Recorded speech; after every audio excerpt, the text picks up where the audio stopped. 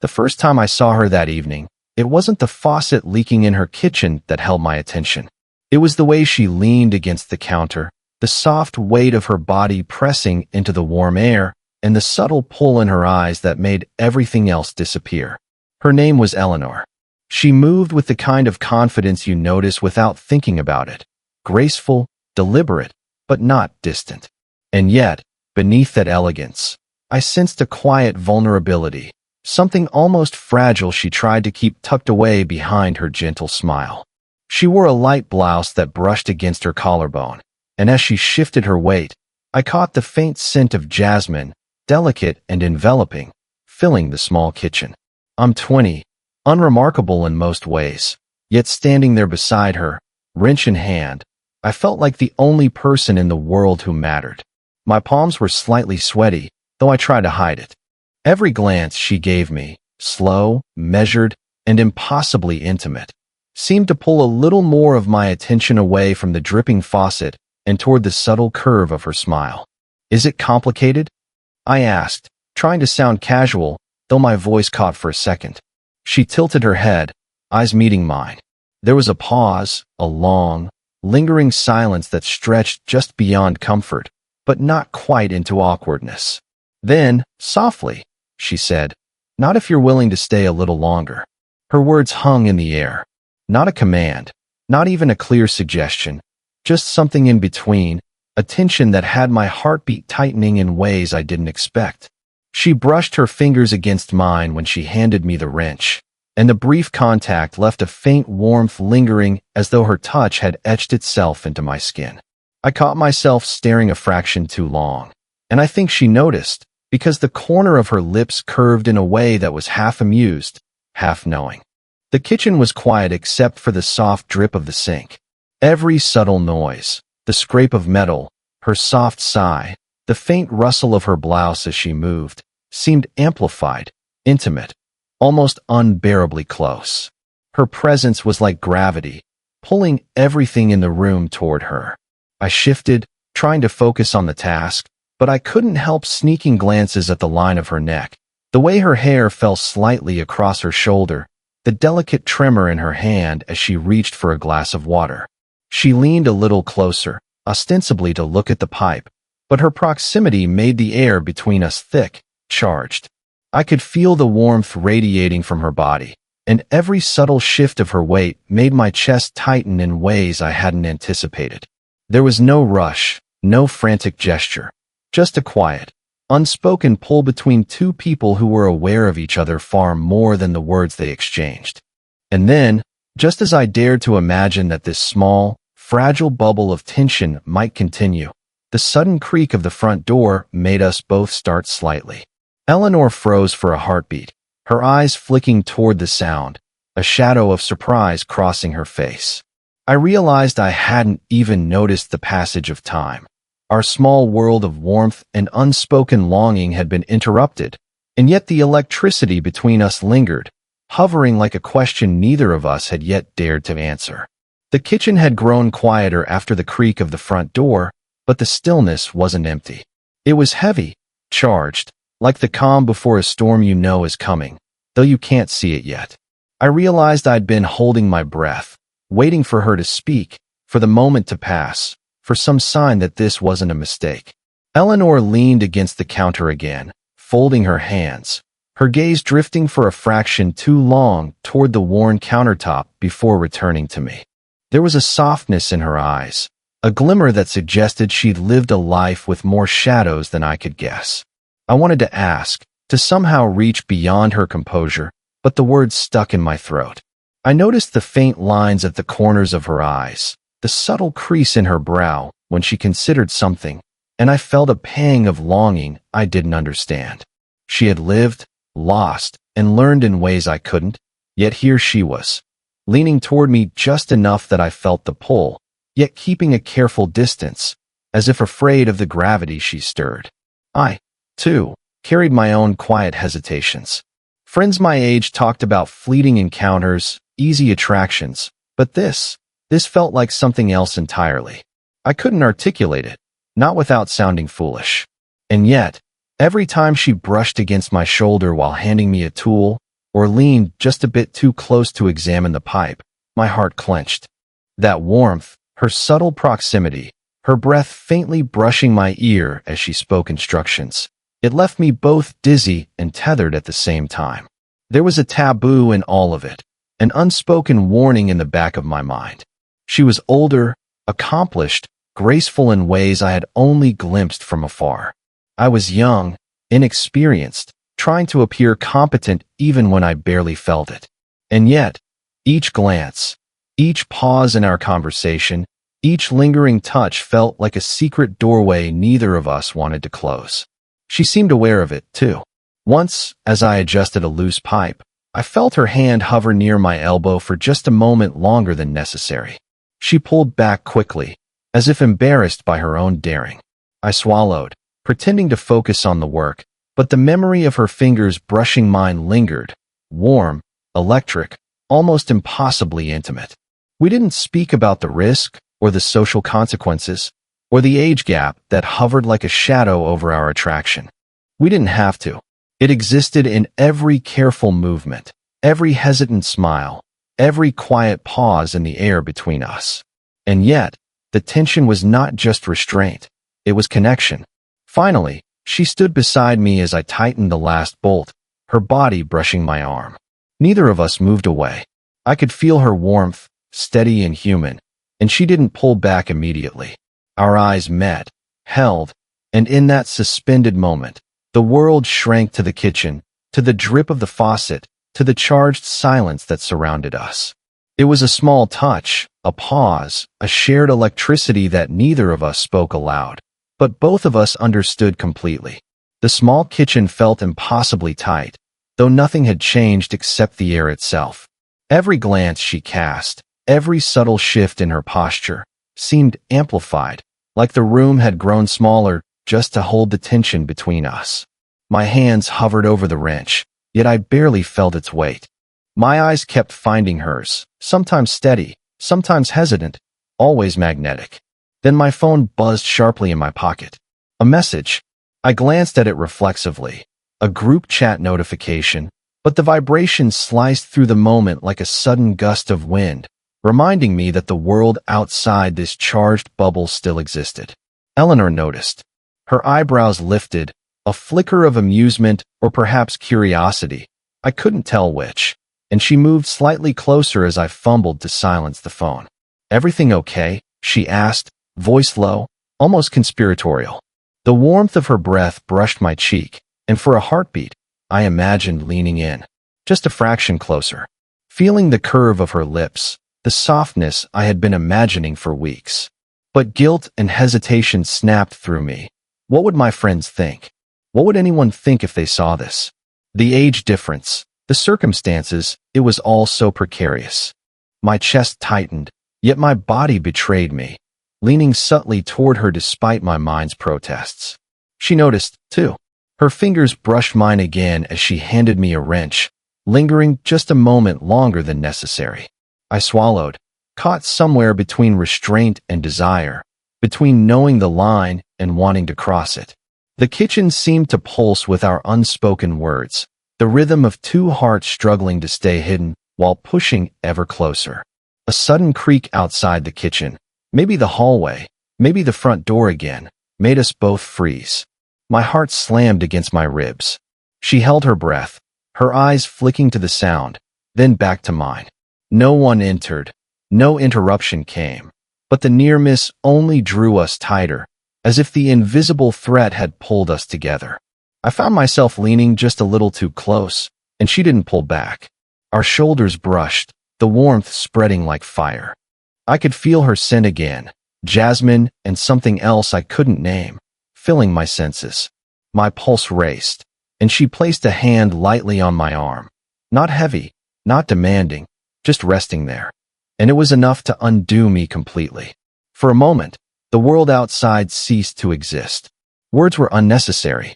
Everything spoke in glances, silences, and the subtle press of skin against skin.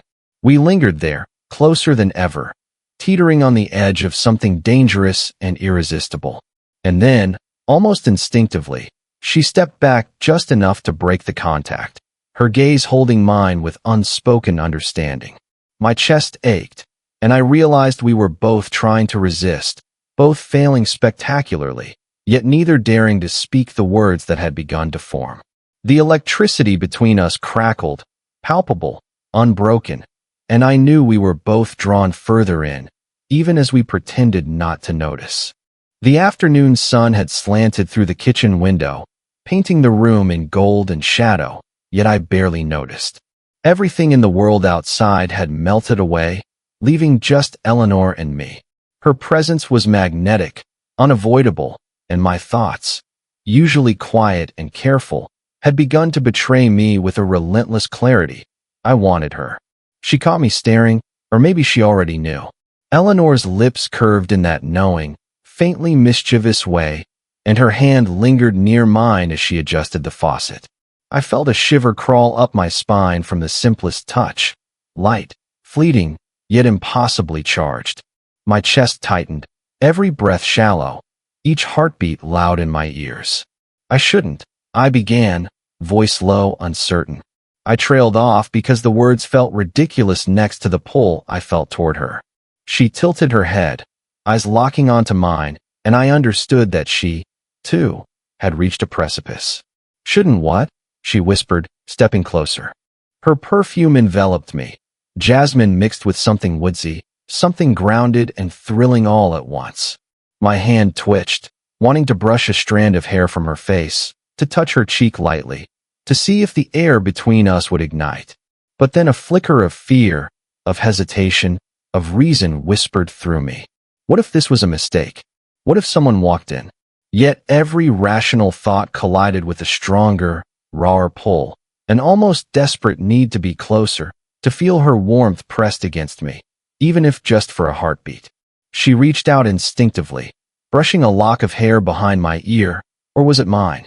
My hands froze mid-motion, then slowly moved to rest near hers. The proximity was dizzying. I could feel her breath against my neck as she leaned forward under some pretense of inspecting the sink. Every subtle movement, the shift of her weight, the angle of her body, the almost imperceptible brush of skin against skin, sent sparks through me. I can't stop thinking about, my voice faltered. My words hung in the air, unfinished, charged. She didn't interrupt.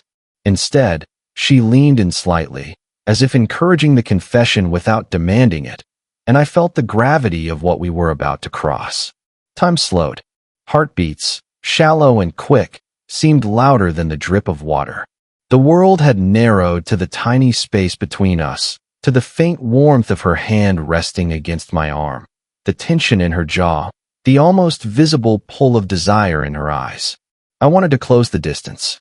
I wanted to feel the weight of her against me, to finally bridge the gap we'd been circling for weeks.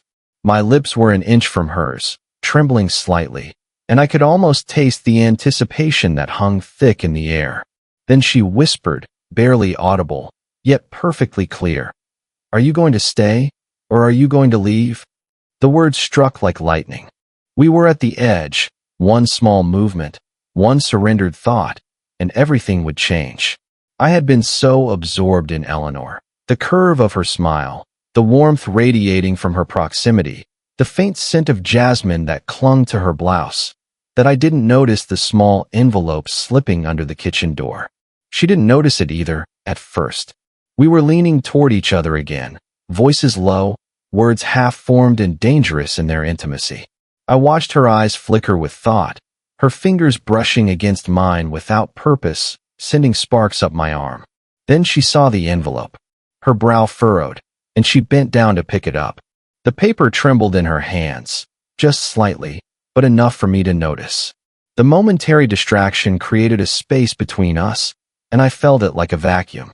My pulse kicked up as she unfolded the letter. Her lips parted, a breathless pause escaping.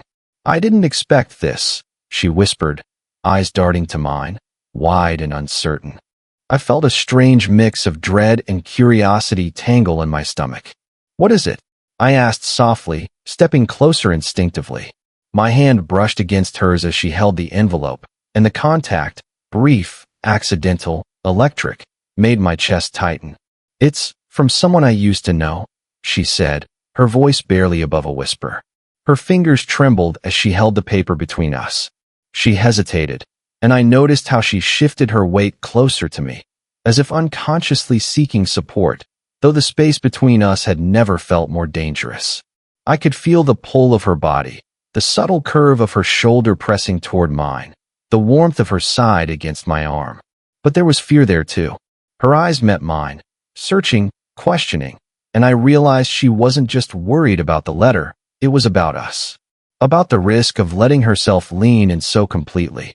I didn't tell you everything, she confessed, voice low and almost guilty. I didn't think I could. And now, her words trailed off, her gaze dropping to the envelope, her fingers brushing against mine again as if seeking reassurance. I swallowed, trying to steady my voice. Eleanor, whatever it is, we'll figure it out. Together. The words sounded braver than I felt.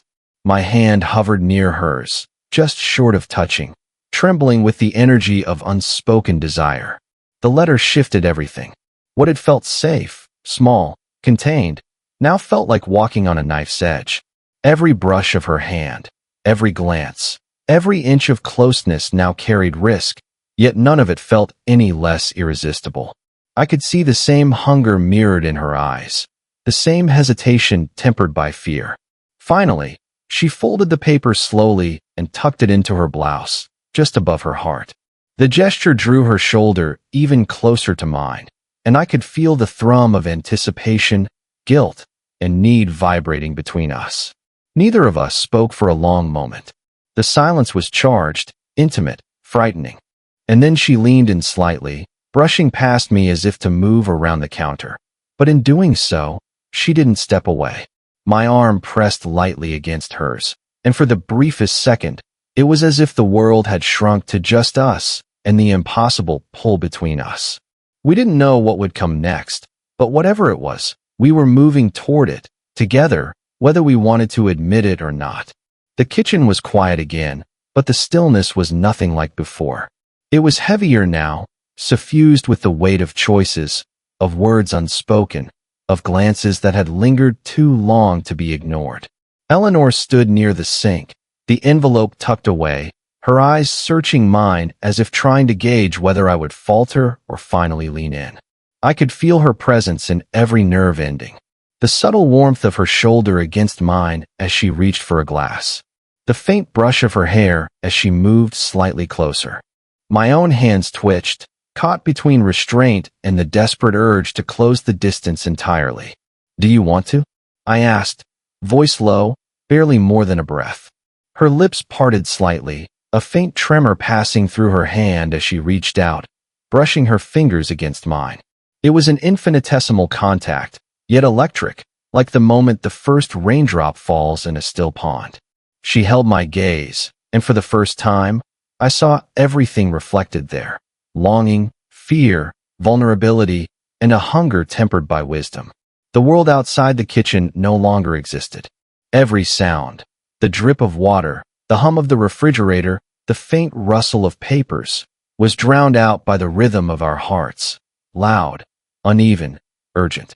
We were inches apart, yet every breath seemed to stretch the distance, to make the air between us charged, taut. "I've tried," she whispered, voice trembling just slightly, "to keep this contained. But I can't." Her hand lingered near mine, hesitant, asking permission. I didn't hesitate.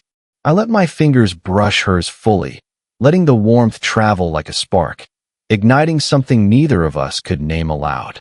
For a moment, nothing happened but the quiet electricity between us. Then she leaned closer, just enough for our foreheads to almost touch, her breath mingling with mine, her eyes closing briefly as if daring herself to surrender. I mirrored her, drawn irresistibly forward, every instinct screaming that stepping back now would undo weeks of tension, weeks of quiet connection. "I don't care about the rest," I murmured, voice low and raw. "I just want you." She exhaled, a sound that was part confession, part relief, part surrender. And finally, the invisible barrier broke. Not with a flourish, not with a dramatic gesture, but with the quiet intimacy of two people finally allowing themselves to be seen, fully, without pretense.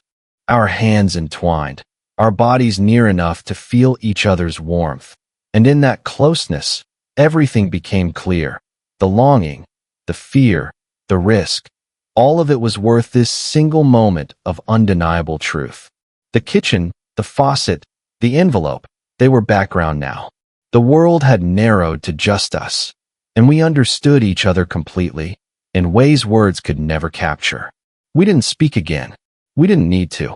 In the charged silence, in the lingering warmth of shared proximity, the story of us was already written. The kitchen was quiet, but it felt nothing like the tension-filled space of earlier hours. The faucet had been fixed long ago, the envelope tucked away, yet neither of us moved to resume work or even break the spell that had settled between us. We simply existed in the warmth of each other's presence, the small world of the kitchen reduced to a cocoon just for us. Eleanor leaned back slightly against the counter, her hand brushing against mine almost absent-mindedly, but I felt it like a tether pulling me closer. I mirrored her, letting my shoulder lightly touch hers, and the contact wasn't startling or urgent, just grounding, soft, human. The heat between us was no longer frantic, no longer charged with near misses and unspoken confessions. It was steady, real, and undeniably ours. I wasn't sure, she said quietly, eyes locked on mine, a faint shadow of the fears she'd carried flickering across her gaze. I didn't know if this was right. I shook my head, brushing a stray lock of hair from her face. Who decides what's right when it feels this, right to us? My voice was gentle, almost reverent. Her lips curved in that small, private smile I'd come to crave. We sank onto the small rug in the corner of the kitchen, knees brushing, hands entwined. It wasn't dramatic or cinematic. No sweeping gestures, no frantic declarations. Just two people, finally allowed to settle into the connection they'd been circling for weeks. I could feel her warmth through our joined hands, the steady rise and fall of her breath against my shoulder, the simple intimacy of being together without pretense or hesitation. She leaned her forehead against mine, and I closed my eyes, letting the quiet tension release. The age gap, the social whispers, the fears and doubts, they all seemed to dissolve in that shared space. There was only us, flawed, human, tangible, and wholly alive in this moment. I think I've been waiting for this, she murmured, just loud enough for me to hear. I squeezed her hand, feeling the same tremor of relief and desire mirrored in her fingers. I rested my cheek against hers. So have I. And just like that, the kitchen, the repairs, the small chaos of life faded to background noise. The only reality was this: two people who had dared to feel, to linger, to surrender, now simply existing together in the warmth of their choice. We stayed there for a long while, hands intertwined, shoulders touching, hearts slowing to the rhythm of shared understanding. There was no rush, no further confession needed. Our silence said everything. The pull that had kept us circling now transformed into the steady gravity of belonging. And as the late afternoon light spilled across the counter, I knew we had crossed a line that could never be undone, and we didn't want it to be. 8.